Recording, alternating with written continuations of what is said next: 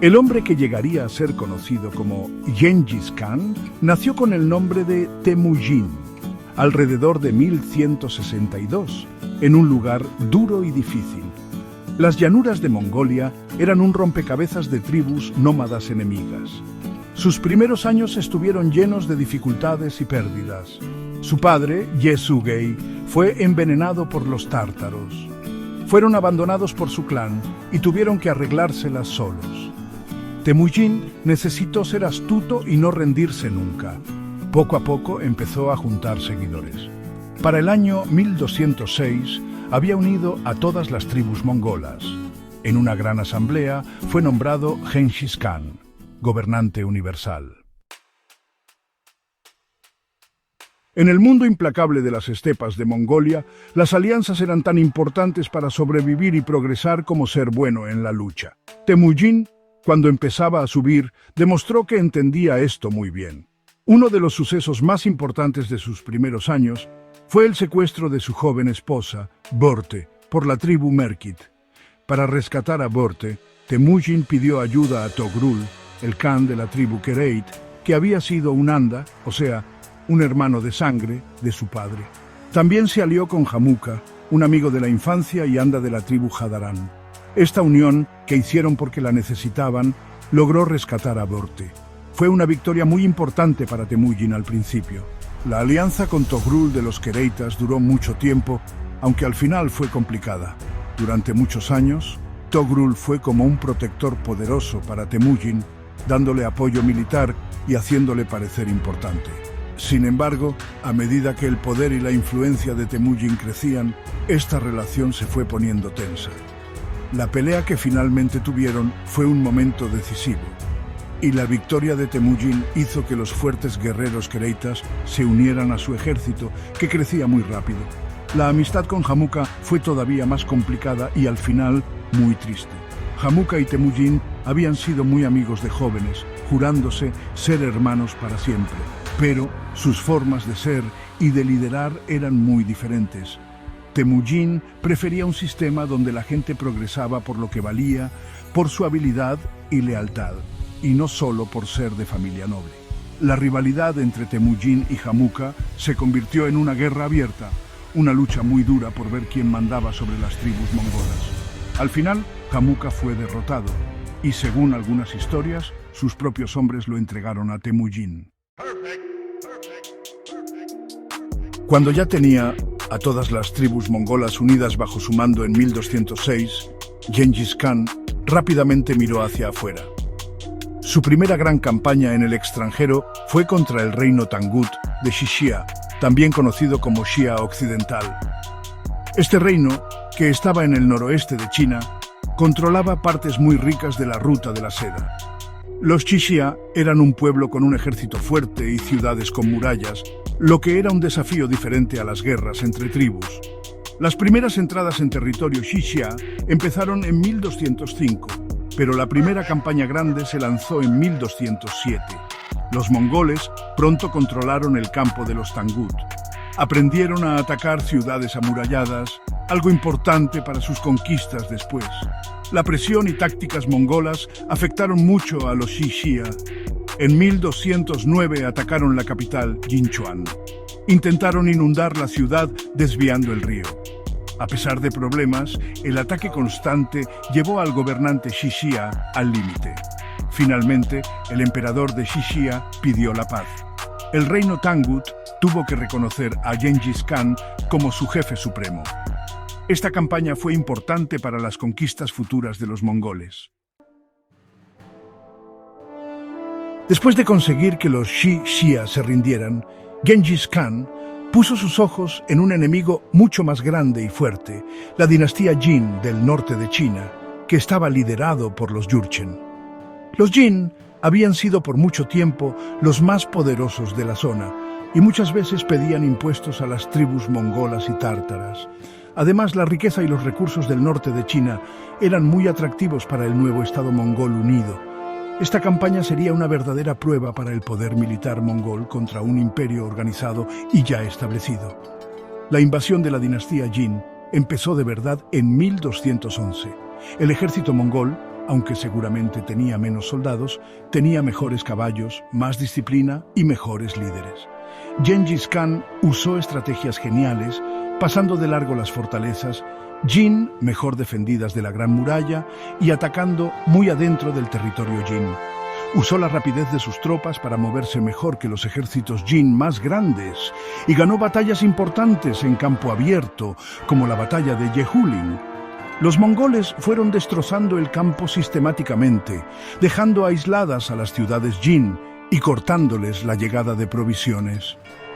Uno de los logros más importantes de esta campaña fue el asedio y la captura final de la capital Jin, Chengdu, que hoy es Pekín, en 1215. El asedio fue largo y muy duro, y la ciudad sufrió hambre y enfermedades antes de caer. Después de la caída de Chengdu, el emperador Jin huyó hacia el sur, dejando el control de casi todo el norte de China a los mongoles. Aunque la dinastía Jin seguiría existiendo como un estado más pequeño por casi 20 años más, quedó muchísimo más débil. La campaña contra los Jin fue una tarea gigante que cambió totalmente cómo estaban las cosas en el este de Asia. Esta victoria dejó claro que los mongoles eran una de las grandes potencias del mundo. Con el norte de China ya bastante controlado por los mongoles, Gengis Khan empezó a mirar hacia el oeste, hacia Asia Central. Surgió una oportunidad cuando el reino de Kara Kitai se debilitó. Este imperio, fundado por refugiados khitanos de la dinastía Liao, controlaba un territorio enorme en Asia Central, incluyendo partes importantes de la Ruta de la Seda. Pero a principios del siglo XIII, Kara Kitai tenía problemas internos y presiones externas. Kuchlug, un príncipe naimano, le había quitado el trono a Kara Kitai. Esto hizo que la zona estuviera aún más revuelta. Gengis Khan veía a Kuchlug como un peligro y una excusa para intervenir. En 1218, un ejército mongol liderado por Gebe fue enviado para encargarse de Kuchlug y de Kara Kitai. Los mongoles se presentaron como liberadores de la población musulmana. Esta jugada política les ayudó a avanzar rápidamente. La campaña de Gebe fue rápida y clara. A Kuchlug lo persiguieron y lo mataron, y los territorios de Kara Kitai pasaron a formar parte del imperio mongol. Esta conquista aseguró rutas de comercio valiosas y extendió la influencia mongola en Asia Central. Al quedarse con Kara Kitai, el imperio mongol quedó al lado del imperio corasmio. Esta cercanía preparó el camino para una de las guerras más importantes del siglo XIII. La matanza de los comerciantes mongoles en Otrar, y después que el Shah Mohammed II matara de forma desafiante a los enviados de Gengis Khan, fue un insulto que el Khan mongol no podía perdonar. Esta provocación empezó una de las campañas más brutales y destructivas de la historia. En 1219, Gengis Khan en persona lideró un enorme ejército mongol para invadir el imperio corasmio. Estaba decidido no solo a castigar, sino a destruir por completo el estado corasmio. El Shah de Corasmia, aunque tenía un ejército con más hombres, cometió una serie de errores estratégicos terribles. En vez de juntar todas sus fuerzas para enfrentar a los mongoles, repartió sus tropas entre varias ciudades y fuertes. Esto les vino perfecto a los mongoles, porque así podían aislar y destruir los ejércitos corasmios poco a poco. Gengis Khan, usando engaños y movimientos geniales, dividió sus fuerzas y lanzó una invasión por varios lados que aplastó las defensas corasmias. La ciudad de Otrar, donde empezó todo, fue atacada y su gobernador, Inalchuk, fue capturado. Se dice que lo ejecutaron echándole plata derretida en los ojos y los oídos. El ataque mongol arrasó Asia Central con una velocidad y una furia terroríficas. Importantes centros culturales y económicos del mundo islámico fueron cayendo uno tras otro. Ciudades como Bujará y Samarcanda fueron atacadas, saqueadas y a menudo toda su gente fue masacrada. A los artesanos y a los ingenieros que eran buenos en su trabajo, muchas veces les perdonaban la vida y los ponían a trabajar para los mongoles, mientras que el resto de la gente era asesinada o esclavizada. Los mongoles destruyeron sistemáticamente los sistemas de riego, convirtiendo tierras fértiles en desiertos. Para 1221, el Imperio Corasmio prácticamente había dejado de existir. Sus ejércitos estaban destrozados, sus ciudades en ruinas y sus tierras ahora eran parte del dominio mongol, que no paraba de crecer. El éxito de los ejércitos de Gengis Khan se debe a una estrategia superior, tácticas nuevas y el uso maestro de la guerra psicológica. El corazón del ejército mongol eran sus jinetes, principalmente arqueros a caballo.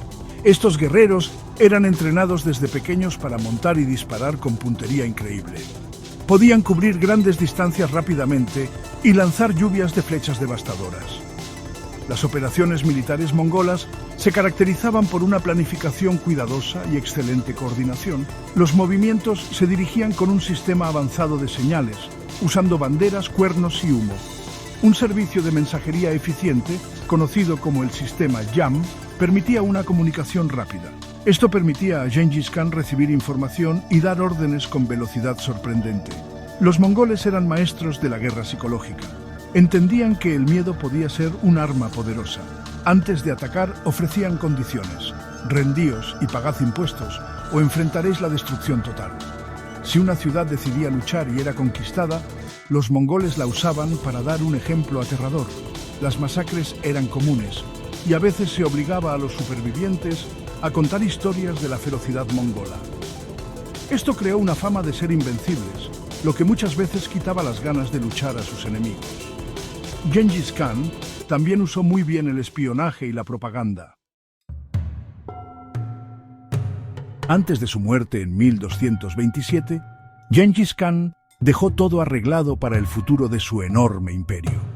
Nombró a su tercer hijo, Ögödei, como su sucesor, el siguiente Gran Khan. Ögödei era conocido por ser generoso y simpático. Fue elegido formalmente Gran Khan en un Kurultai en 1229. Bajo su reinado, la maquinaria de guerra mongola no se detuvo.